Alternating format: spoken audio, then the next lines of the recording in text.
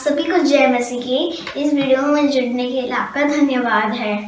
अगर आपने अभी तक हमारे चैनल को सब्सक्राइब नहीं किया है तो जल्दी सब्सक्राइब करें और साथ ही में बेल आइकन को भी दबाएं ताकि आप हमारे अपडेट्स और वीडियोस मिलते रहें। सुसमाचार बांटने के लिए आप हमारी मदद कर सकते हैं। इसके लिए आप फेसबुक, ट्विटर और इंस्टाग्राम पर जुड़ें। आशा है आज का संदेश आपको आशीष देगा। आज मैं एक वचन लेके आई हूँ। यह एलिया यहाँ तुम क्यों हो। एलिया यहाँ तुम क्यों हो। परमेश्वर ने एलिया से पूछा कि तू यहाँ क्यों है। हम इसकी कहानी में जाएंगे। पहला राजा 19:1-21 तक अहाब ने इजाबेल को एलिया के सब काम विस्तार से बताए कि उसने सब नबियों को तलवार से किस प्रकार मार डाला। तब इजाबेल ने एलिया के पास एक दूत के द्वारा कहला भेजा, यदि मैं कल इसी समय तक तेरा प्राण उनका सा ना कर डालूं तो देवता मेरे साथ वैसा ही। तो मैं ये आपको थोड़ा सा कहानी बता देती हूँ क्या हुआ था। अब एलिया ने इजाबेल के साथ जो काफी सारे जो गलत भविष्यवक्ता थे उनको मार डाला था। तो अब वो इजाबेल ने उसको धमकी दी कि मैं तुझे मरवा दूंगी। तो अब एलिया डरा हुआ था, वो भाग के छुपने के लिए गया। हाँ जी, पढ़ दीजिए। ये देख एलिया अपना प्राण लेकर भागा और यहूदा के बेर्शेबा को पहुंचकर अपने सेवक को वहीं छोड़ दिया। परंतु वह सवे जंगल में एक दिन के मार्ग पर जाकर एक झाड़ू के पेड़ तले बैठ गया। वहां उसने ये कहकर अपनी मृत्यु मांगी, हे यहोवा, बस है, अब मेरा प्राण ले ले, क्योंकि मैं अपने पुरखाओं से अच्छा नहीं हूँ। तो एलिया अब हार मान गया है क्योंकि उसको इजाबेल ने धमकी दी। वो हार मान गया है। उसने कहा अब मेरी जान ले ले। सेवकाई आसान नहीं है। एलिया की हालत खराब हो गई है।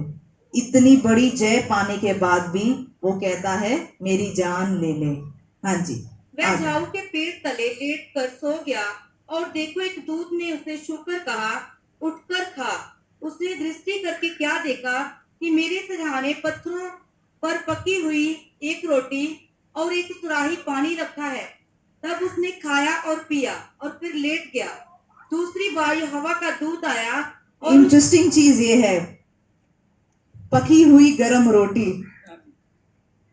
सेवकाई मुश्किल है मगर परमेश्वर भी छोड़ता नहीं है, गरम गरम रोटियां खिलाता है।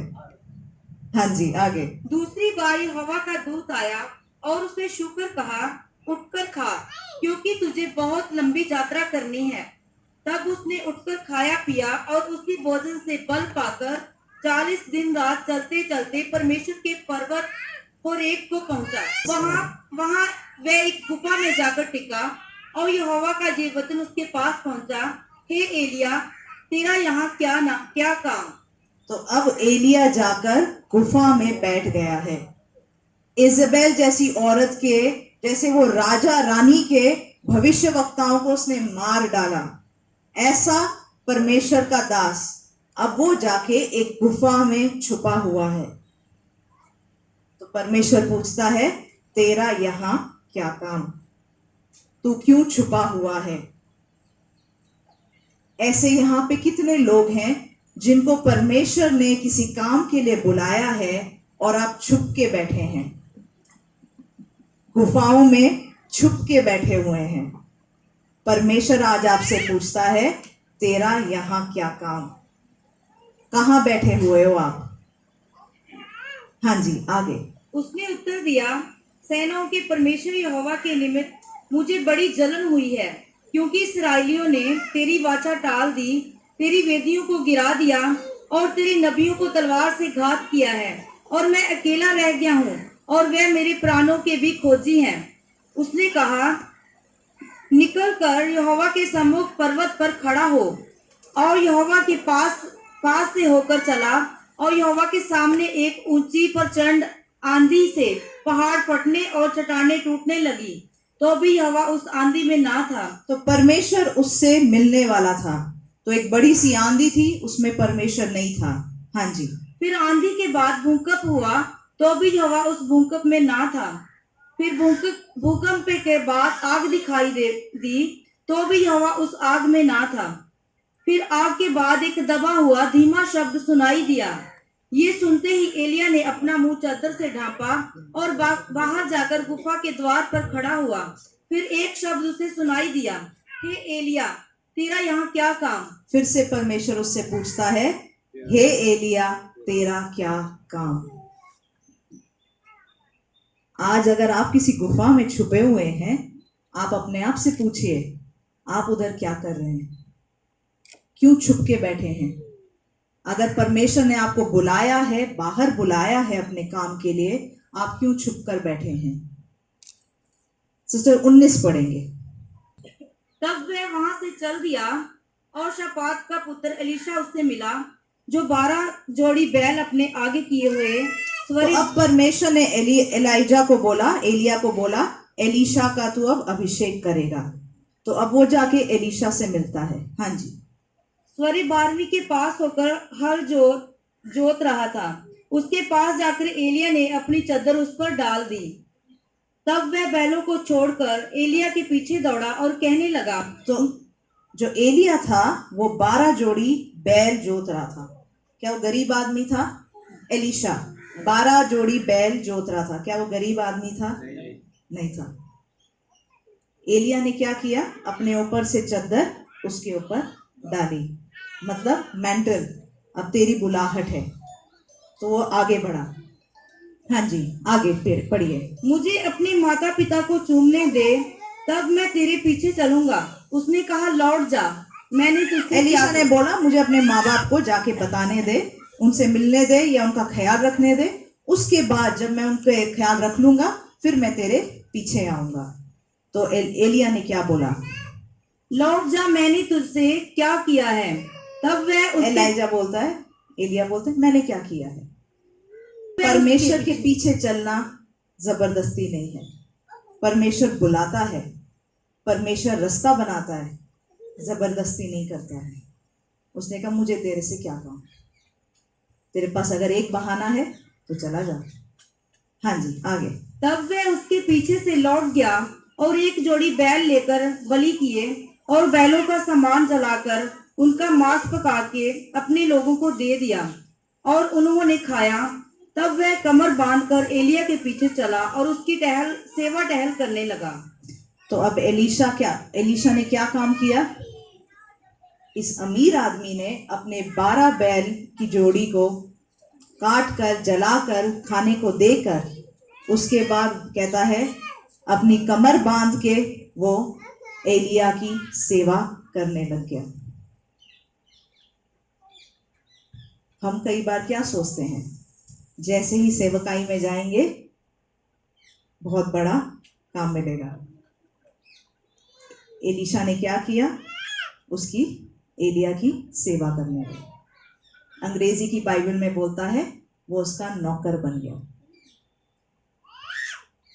हम जब दास वर्ड यूज करते हैं, परमेश्वर के दास, दासी, दास का क्या मतलब है? दास का एक और शब्द क्या है? नौकर। परमेश्वर का नौकर। मगर हम नौकर वर्ड को क्या बोल देते हैं? वो देखो नौकर जा रहा है, वो देखो दास जा रहा है। दास का क्या मतलब है? नौकर। आइए अगले वचन में जाएंगे, लूका 10:2। तो आज ये एलिया और एलीशा की थोड़ी सी हम ये देखेंगे कि कैसे परमेश्वर की सेवा की जाती है और परमेश्वर कैसे बुलाता है। लूका 10:2। उसने उनसे कहा, पके खेत बहुत हैं, परंतु मजदूर थोड़े हैं, इसलिए खेत के स्वामी से विनती करो कि वह अपने खेत काटने को मजदूर भेज दे। पके खेत बहुत हैं मगर मजदूर कम है। हम कई बार सोचते हैं क्रिश्चियन तो इतने से ही हैं। अगर आप देखो कुछ पास्टर्स तो मतलब एक शहर में गिन चुन के कुछ क्रिश्चियन होंगे, उस पे लड़ पड़ते हैं। मगर ये वचन ऐसा कहता है, पके खेत बहुत हैं मतलब ऐसे बहुत सारे लोग हैं जो परमेश्वर के राज्य में आने के लिए हैं, मगर उस कटनी को लाने के लिए मजदूर बहुत कम हैं। तभी परमेश्वर का जो राज्य है वो इतना सफर कर रहा है, तभी परमेश्वर का राज्य ऐसी स्थिति में है। एक दृष्टांत, ये पैराबल पढ़ेंगे, मत्ती 25:24-30। तब जिसको एक तोड़ा मिला था उसने आकर कहा, हे स्वामी, मैं तुझे जानता था कि तू कठोर मनुष्य है। तू अब ये जो तोड़ों का दृष्टांत है, आप ये कहानी जानते होंगे। जो एक अमीर आदमी था, उसने तोड़े दिए, एक को 5 दिए, एक को 2 दिए और एक को 1 दिया। तो जब वो वापस आया, उसने पूछा, तुमने तोड़ों का क्या किया? तोड़े क्या हैं? टैलेंट। अंग्रेजी में टैलेंट भी बोलते हैं। हम सबके पास टैलेंट है? कोई ऐसा है जिसके कोई टैलेंट नहीं है? नहीं है। एक टैलेंट तो होगा। कुछ लोगों को परमेश्वर ने 5 टैलेंट दिए हैं, बड़े सारे टैलेंट दिए हैं।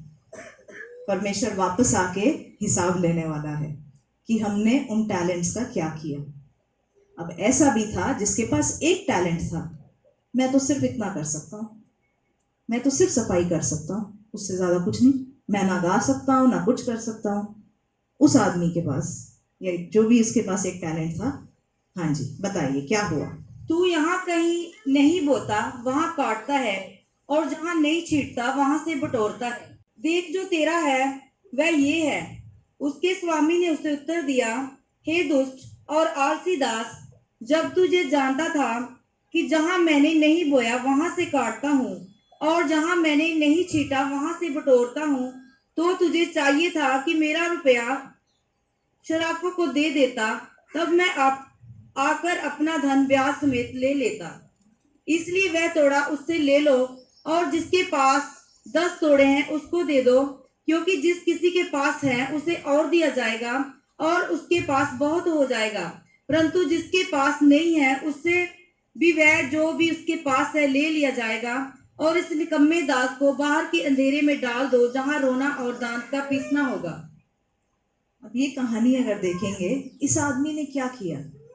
उसको एक टैलेंट दिया था, उसने उसको गाड़ के दबा दिया। और परमेश्वर क्या करता है? उसको क्या बुलाता है? दुष्ट और आलसी। और उसको कहाँ फेंक दिया? अंधेरे में। मैं पहले सोचती थी, परमेश्वर कोई अपना टैलेंट अगर इस्तेमाल नहीं कर रहा, उसको आप क्यों ऐसे क्या बोलते हैं नरक में डाल देंगे? परमेश्वर ने मुझे समझाया, समय के साथ, एक्सपीरियंस के साथ समझाया कि ये लोग जो अपना टैलेंट इस्तेमाल नहीं करते या परमेश्वर की सेवा नहीं करते, वो इसलिए नहीं करते क्योंकि वो दुष्टता को से प्यार करते हैं, या तो वो आलसी हैं, जो परमेश्वर के लिए करना है वो नहीं करना चाहते, उस मेहनत को नहीं लगाना चाहते। जो मैंने इतने सालों में देखा है, इतने बहुत सारे लोगों को क्या बोलते हैं, जब हम भी सेवकाई करते हैं, हम अराउंड 4-5 लोगों का काम करते हैं, और ये चीज हमने देखा है बड़ा मुश्किल होता है। कभी ये काम, बड़ी सारी अलग अलग चीजें करते हैं, क्योंकि जिन लोगों को परमेश्वर ने इस काम के लिए बुलाया है, उन लोगों को अपने दुष्ट काम या तो पसंद है या तो आलसी है। हम ऐसे कई लोगों को देखते हैं जो लोग सेवा नहीं करते या परमेश्वर ने बुलाया है छोड़ देते हैं, क्योंकि उनको अपने दुष्ट काम ज्यादा पसंद है, या तो वो उस चीज का मेहनत नहीं करना चाहते। हमारी ये प्रार्थना होनी चाहिए, परमेश्वर मुझे जो थोड़ा भी टैलेंट दिया है उसको मैं इस्तेमाल करने वाला बनूं।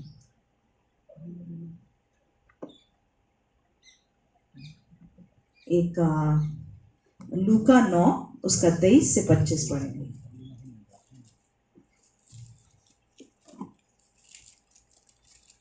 ये जो मैं आज आपको प्रचार बता रही हूँ, ये मेरा कई महीनों या सालों का जो क्या बोलते हैं, जो दर्द है, जो एक्सपीरियंस किया है मैंने, ये उस चीज का प्रचार है। उसने सबसे कहा, यदि कोई मेरे पीछे आना चाहे और अपने आपे से इनकार करे और प्रतिदिन अपना क्रूस उठाए हुए मेरे पीछे हो ले, क्योंकि जो कोई अपना प्राण बचाना चाहेगा वह उसे खोएगा, परंतु जो कोई मेरे लिए अपना प्राण खोएगा वही उसे बचाएगा। Amen. यदि मनुष्य सारे जगत को प्राप्त करे और अपना प्राण खो दे या उसकी हानि उठाए तो उसे क्या लाभ होगा? अगर पूरे जगत को तुमने पा लिया मगर अपने प्राण खो दिए, क्या फायदा? अगर तुमने सबसे बड़ा घर बना लिया, अगर तुमने गाड़ी बना ली, तुम कंट्री के प्रेसिडेंट बन गए, मगर तुम्हारे जो परमेश्वर ने आत्मा से बोला है करने के लिए उसको अगर खो दिया तो क्या फायदा? जो परमेश्वर के लिए अपना जीवन खो दे वो उसको पाता है। जो अपना जिंदगी पकड़ के रखे कि नहीं मुझे तो बड़े मजे आ रहे हैं ऐसे, नहीं मैं ऐसे अमीर बनूंगा, नहीं मेरी जिंदगी में मजे तो ऐसे ही आएंगे, मैं सबसे ऊंचा ऐसा ही बनूंगा, बाइबल कहता है वो अपने प्राण खो देता है। क्या फायदा अगर आपने पूरे जगत को पा लिया और अपने प्राण ही खो दिए? क्या फायदा? कई लोग क्यों सेवकाई नहीं करते हैं? बहुत लोग बोलते हैं पैसा नहीं मिलता इसमें। कुछ लोगों को सिर्फ तब का दिखता है कि मेरा घर अच्छा बन जाना चाहिए, अगर मैं अभी सेवकाई में चला गया तो मेरा घर नहीं बनेगा, मेरा ये, मैं सबसे आगे नहीं होऊंगा, मैं सबसे शायद अमीर नहीं होऊंगा, या अब कल को पता नहीं क्या होगा, घर होगा कि नहीं, कहाँ जाना पड़ जाएगा, कहाँ किसके बीच में रहना पड़ जाएगा। कुछ लोगों की ये भी हालत होती है कि बच्चों के सबसे अच्छे स्कूल में डालना है। ऐसे भी लोगों से मिली हूँ। मतलब परफेक्ट होनी चाहिए लाइफ, बच्चे सबसे अच्छे स्कूल में जाने चाहिए, सबसे आगे होने चाहिए, मैं सबसे आगे होना चाहिए, मेरे पास जो गाड़ी चाहिए मुझे वो होनी चाहिए, परफेक्ट लाइफ चलनी चाहिए और सब मेरे को सलाम ठोकने चाहिए। मगर ये वचन क्या कहता है? अगर तुमने पूरे जगत को पा लिया मगर अपने प्राण खो दिए, क्या फायदा? क्या फायदा? जो लोग परमेश्वर की सेवकाई के लिए बुलाए गए हैं, परमेश्वर के काम के लिए बुलाए गए हैं, हर कोई बुलाया गया है अलग अलग काम के लिए। अगर हम उसको नहीं करते ना, हर रोज दिल में ये रहता है, वो खुशी नहीं रहती, वो सेटिस्फैक्शन नहीं रहता, कुछ तो अधूरा है, कुछ तो अधूरा है। कई बार कई लोगों की जिंदगी अटक भी जाती है इस वजह से, क्योंकि जिस चीज में परमेश्वर ने बुलाया है वो नहीं करके कुछ और कर रहे हैं। परमेश्वर ने हमको सृजा भी इस तरीके से है, वो जानता है हमको, वो कैसे हमको इस्तेमाल करना है, उसके पास एक प्लान है। आप अगर कोई भी कंपनी भी देख लें, एक कंपनी में एक ऑर्गेनाइजेशन देख लें, उसमें अलग अलग सबके लिए अलग अलग काम है, और अगर वहां पे कोई किसी काम करने के लिए कोई है नहीं तो वो जगह खराब रह जाती है, खाली रह जाती है, वो काम नहीं होता है। ऐसे ही आप सब के लिए, हर किसी के लिए परमेश्वर ने आपको कोई एक स्पेसिफिक गिफ्ट दिया है, एक जगह पे चमकने के लिए बुलाया है, और अगर हम उस जगह पे नहीं खड़े होते तो परमेश्वर के राज्य को हानि होती है। तो अगर आपने सब कुछ पा लिया मगर अपने प्राण खो दिए, क्या फायदा? कई बार हमने ये भी देखा है, आप खासकर अगर हॉलीवुड में देखें, जो कि अंग्रेजी वाली जो म्यूजिक इंडस्ट्री है, वहां पे कई जो फेमस सिंगर्स हैं वो एक्चुअली कभी वर्शिप लीडर्स या सिंगर्स थे वर्शिप टीम में, कई फेमस। मगर क्या हो जाता है, कई लोगों को अपने टैलेंट से ज्यादा प्यार हो जाता है। परमेश्वर ये नहीं कहता बॉलीवुड हॉलीवुड में मत जाओ, जाना है हमको, मगर वहां पर भी बाइबल के जो सिद्धांत है उस पे चलना है, बिना कॉम्प्रोमाइज के चलना है। जाइए बॉलीवुड में, जाइए हॉलीवुड में, बहुत अच्छी बात है, मगर जो परमेश्वर के सिद्धांत है उस पे चलना है, परमेश्वर के लिए चमकना है।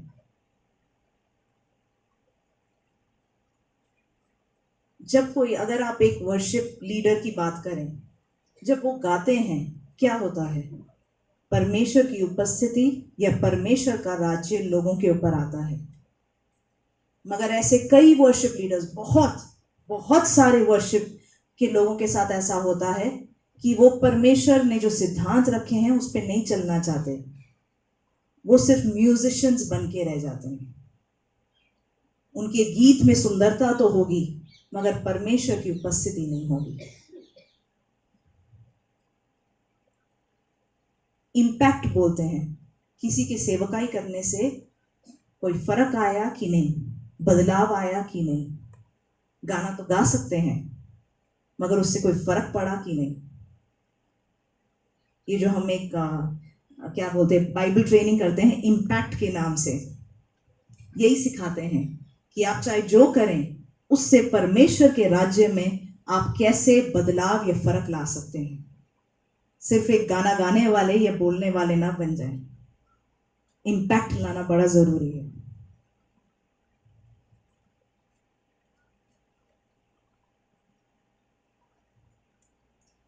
पहला कोरिन्थियों 1:27 खोलेंगे।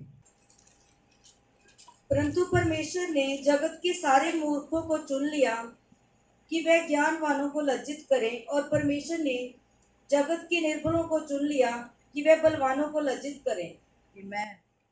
मूर्खों को चुन लिया ताकि वो ज्ञान वालों को लज्जित करें।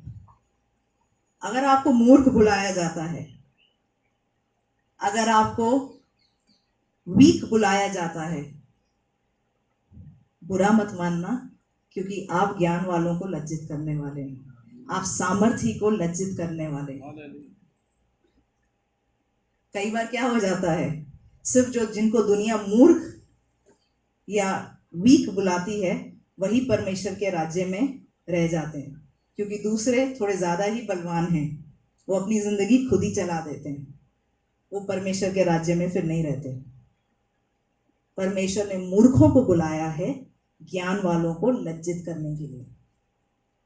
अगर आपको बेवकूफ बोला जा रहा है और आप खड़े हैं परमेश्वर के लिए, कॉन्ग्रेचुलेशंस, आप बड़े सारे ज्ञान वालों को लज्जित करने वाले हैं।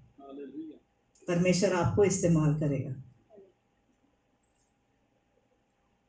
इफिसियों 4 उसका 1 से 12 पढ़ेंगे।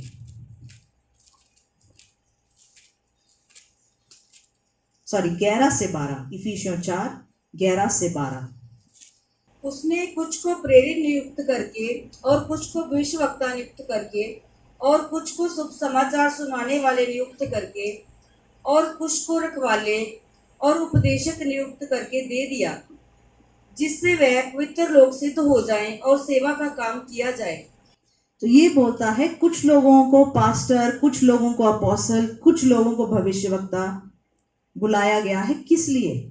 ताकि परमेश्वर के जन, मतलब आप में से हर कोई परमेश्वर की सेवा कर पाए। ये काम सिर्फ पास्टर, अपोस्टल, भविष्यवक्ता का नहीं है, ये आप सबका काम है, परमेश्वर का काम करना। एक बार और पढ़ दीजिए सिस्टर।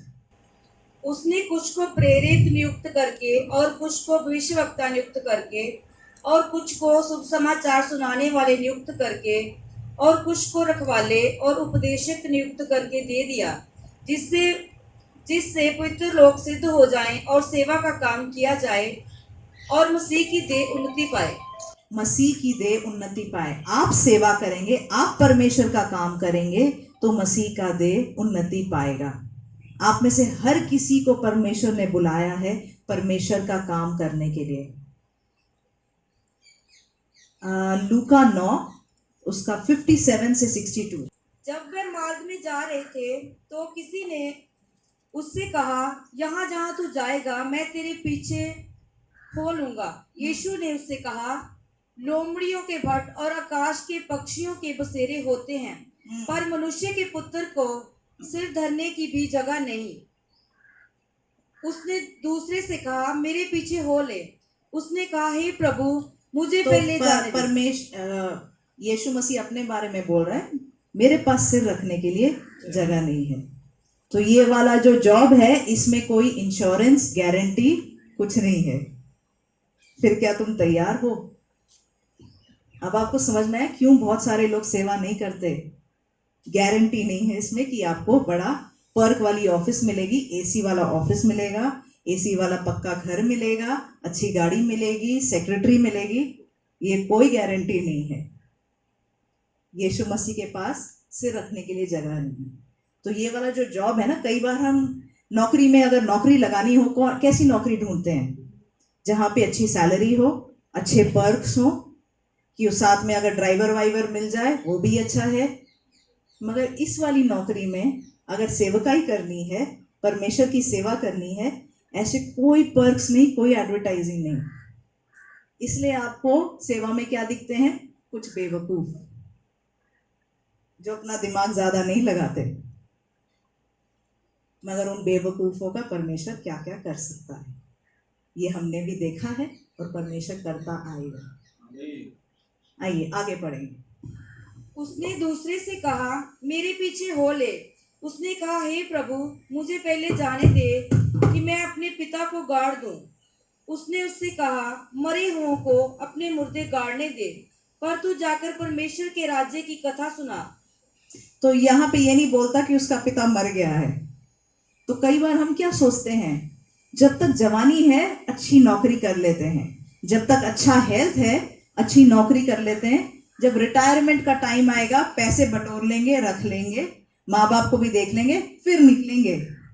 कई लोग नहीं सोचते बुढ़ापे में तीर्थ यात्रा पे निकलेंगे। तो ऐसे ही बहुत लोग सोचते हैं सब कुछ सेटल हो जाए फिर सेवा पे निकलेंगे, घर भी सही सेटल हो जाए, जॉब सेटल हो जाए, बच्चों का सब सेटल हो जाए, फिर सेवा करेंगे, हम निकलेंगे। तो ये परमेश्वर बोल रहा है, मरे हुओं को गाड़ने दे। जो परमेश्वर की परवाह नहीं कर रहे, जो मेरे पीछे नहीं चल रहे, गाड़ने गूड़ने का काम वो कर लेंगे, उन पे छोड़ दो, तुम मेरे पीछे चलो। हाँ जी आगे। एक और ने भी कहा, हे प्रभु, मैं तेरे पीछे हो लूंगा, पर पहले मुझे जाने दे कि मैं अपने घर के लोगों से विदा ले आऊं। यीशु ने उससे कहा, जो कोई अपना हाथ हल पर रखकर पीछे देखता है वह परमेश्वर के राज्य के योग्य नहीं। अपना हाथ हल पर रख के पीछे देखता है, कमिटमेंट करके अब मुश्किल है, अब मुझे जाने दे, बड़ा मुश्किल हो गया, परमेश्वर कहता है वो योग्य नहीं है। हाँ जी आगे। इन बातों के बाद प्रभु ने 70 और मनुष्य नियुक्त किए, और जिस जिस नगर और जगह को वह आप जाने पर था, वहां उन्हें दो दो करके अपने आगे भेजा। उसने उनसे कहा, पके खेत बहुत हैं, परंतु मजदूर थोड़े हैं। इसलिए खेत के स्वामी से विनती करो कि वह अपने खेत काटने को मजदूर भेज दे। तो बहुत सारे लोग, बड़ी सारी कहानियां, कुछ कहते हैं मेरी अभी शादी हुई, ये भी है, मेरी अभी अभी शादी हुई, मैं उसके बाद करूंगा। तो ऐसे करके परमेश्वर बोल रहे, एलिया तू यहाँ क्यों है? आपकी क्या कहानी है? आप क्यों छुपे हुए बैठे हैं? अगर परमेश्वर ने आपको बुलाया है, परमेश्वर ने मेरे को एक सपना दिखाया था। परमेश्वर ने मुझे 3 लोग दिखाए। ये तीनों लोगों को परमेश्वर ने सेवा में बुलाया था, और मुझे नहीं पता था कि ये क्यों पीछे हो गए या क्या हो रहा है इनकी जिंदगी में। एक समय पर मैं इनको जानती थी, तो इनके बारे में परमेश्वर ने दिखाया। एक का प्रॉब्लम परमेश्वर ने दिखाया नहीं कि वो क्यों पीछे हो गया, मगर मैंने देखा, उस आदमी को भी देखा कि वो कहीं जा रहा है। उसके अलावा मैंने उसके साथ 2 और लोग देखे। मैं उन लोगों को जानती हूँ, और परमेश्वर ने दिखाया कि क्यों वो अभी सेवा नहीं कर रहे। एक की कहानी परमेश्वर ने दिखाई, उसकी शादी किसी जिससे वो नहीं चाहती थी उससे शादी हो गई, तो उसने सेवा बंद कर दी। एक जो लड़का था उसका परमेश्वर ने दिखाया कि उसके फादर ने बड़े सारे लोन ले रखे हैं, और इसलिए वो अभी सेवकाई नहीं कर रहा, क्योंकि उसको वो लोन वापस करने हैं। हमें एक बात समझना है, सेवा लाइफ परफेक्ट होने के बाद नहीं की जाती है, या लाइफ में कुछ उल्टा सीधा हो गया तो इसलिए हम सेवकाई नहीं कर सकते, ऐसा कोई रीजन नहीं होना चाहिए। परमेश्वर ने परफेक्ट बायोडेटा वाले लोगों को नहीं बुलाया है। अगर आपके लाइफ में कोई ऐसी चीजें चल रही हैं जिस वजह से आपको लगता है कि आप इस वजह से सेवा नहीं कर पा रहे, कि मेरे को तो पास्टर से शादी करनी थी तभी मैं चर्च का काम कर सकती थी, तो ये आपके लिए है। आप अभी भी परमेश्वर की सेवा कर सकते हैं। और जैसे इस लड़के की कहानी है जिसके फादर ने बड़े सारे लोन ले रखे हैं, आपके लिए भी ऐसा है। अगर परमेश्वर के राज्य के बाहर आपको पैसा मिल सकता है, परमेश्वर की सेवकाई करते हुए आपको और भी पैसे मिल सकते हैं। एलिया, तू यहाँ क्यों है? आप किस कहानी के वजह से छिपे बैठे हैं? क्यों बैठे हुए हैं? क्यों सेवा नहीं कर रहे हैं? क्या कहानी है आपकी? जब मैं पीना छोड़ दूंगा फिर सेवा करूंगा, क्या परफेक्ट नहीं है आपके लाइफ में? एलिया, तू यहां क्यों है? ऐसी कोई हमारे पास रीजन नहीं होना चाहिए। परमेश्वर ने बुलाया है तो चलना है। योएल 3:14 पढ़ेंगे। निपटारे की तराई में भीड़ की भीड़ है, क्योंकि निपटारे की तराई में यहोवा का दिन निकट है। सूर्य और चंद्रमा अपना अपना प्रकाश ना देंगे और ना तारे चमकेंगे। हाँ जी, इंग्लिश में ऐसा कहता है, in the valley of decision. मतलब ऐसी तराई में इतने सारे लोग हैं जिनको परमेश्वर को चुनना है। ऐसे इतने सारे लोग हैं दुनिया में अभी जो उस लाइन पे खड़े हैं कि वो यीशु मसीह को चुने या ना चुने, कि वो स्वर्ग जाए या नरक जाए। और आपका काम है उनको बुलाना, आपका काम है उनको स्वर्ग ले जाना। खासकर अगर आप ये कोरोना का समय देखें, इतने लोग डर के मारे बैठे हुए हैं, उनको मगर पता नहीं है कहाँ जाना है। ये आपका काम है उनको लाना। मैं ये जो कह रही थी कि लाइफ परफेक्ट नहीं होती है, एक इंटरेस्टिंग आपको बात बताती हूँ। जब अर्सला पैदा हुई थी, परमेश्वर ने हमको जो वचन दिया था, जो उसकी जो पढ़ाई होगी वो बहुत ही अच्छी होगी, आशीषित होगी। और जो हम 2 साल से यहाँ पे आए हैं, हमने उसको किसी स्कूल में नहीं डाला। तो बड़े सारे लोग हमको बोलने लगे कि, मतलब आप लोग नहीं मगर बाहर बहुत सारे लोग बोलने लगे, मतलब हमको ऐसे सोचने हमारे बारे में ऐसा बोलने लगे कि कैसे माँ बाप हैं, बच्चे के हम ख्याल नहीं रख रहे हैं, उसको स्कूल में नहीं डाल रहे हैं, कोई अच्छे स्कूल में नहीं डाल रहे हैं। हमें पता है पिछले 2 साल से परमेश्वर ने हमारे दिल पे भी डाला था कि इसको अभी मत डालो, और हमें कोई स्कूल अच्छा मिल भी नहीं रहा था। तो अगर आप देखो, हम पहले दिल्ली फरीदाबाद में रह रहे थे, गोवा में रह रहे थे, वहाँ बड़े अच्छे स्कूल मिलते हैं। धारीवाल में उतने अच्छे स्कूल नहीं हैं। तो बड़ा लोगों ने हमको बोला है, सुनाया है कि हम उसकी पढ़ाई नहीं देख रहे हैं। अगर आप देखें, परमेश्वर के पीछे चलने पे ऐसी उल्टी सीधी चीज़ें होती हैं। जो अपना दिमाग चलाता है, आज दिल्ली में बैठा होता, बच्चे को सबसे अच्छे स्कूल में डाला होता। परमेश्वर के पीछे चलेंगे तो धारीवाल, जिसको लोग बोलते हैं अच्छा शहर नहीं है, बिना स्कूल के बच्चे को बिठा के रखेंगे। मगर मैं कहती हूँ, इसी को तो विश्वास बोलते हैं। हालेलुया। परमेश्वर उसकी पढ़ाई को संभालेगा। उसकी पढ़ाई को हमने परमेश्वर के हाथ में दिया हुआ है। इस साल परमेश्वर ने हमारे दिल पे डाला, इसको स्कूल में डालना है, तो हमने इसको स्कूल में डाला। जो फीस थी, ये स्कूल सबसे अच्छा स्कूल है धारीवाल का, गुरदासपुर में है। तो इसकी जो फीस है काफ़ी ज़्यादा फीस है। और इससे पहले पास्टर कह रहे थे लॉकडाउन भी है, इतना फीस क्यों देना है, क्या करना है। तो हम ये बात सोच रहे थे, अगर परमेश्वर की इच्छा है तो पैसे आ जाएंगे।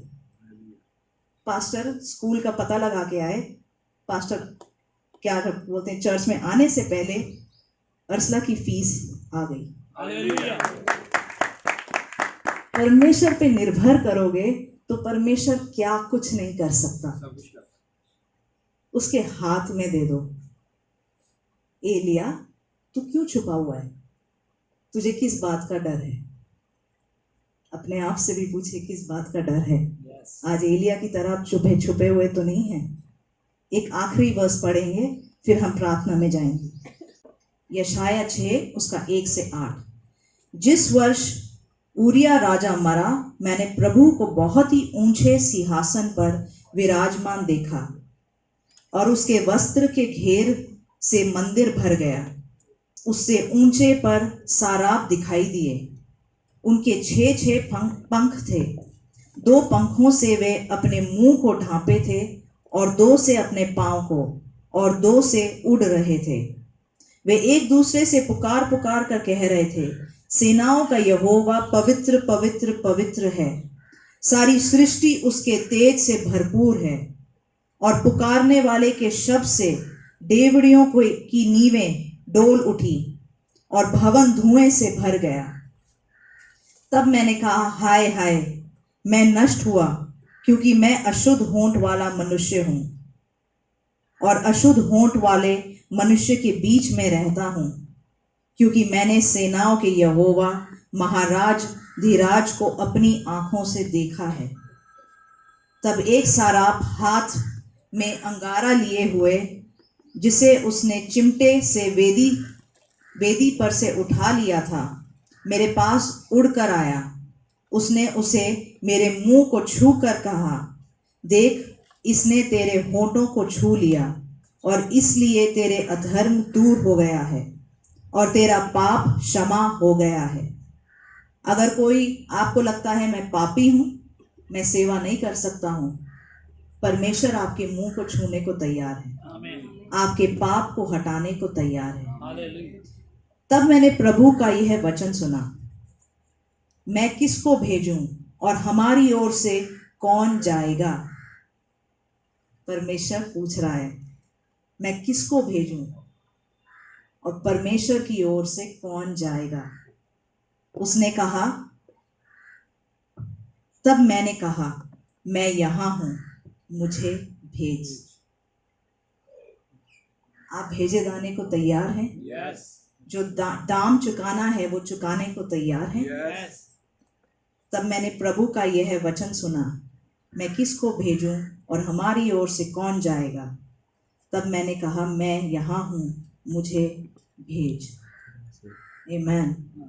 आइए हम प्रार्थना करेंगे। मैं चाहती हूँ कि अगर आप अपना जीवन परमेश्वर को देना चाहते हैं, अगर आप सेवा करना चाहते हैं परमेश्वर की, आज आप ठान लीजिए।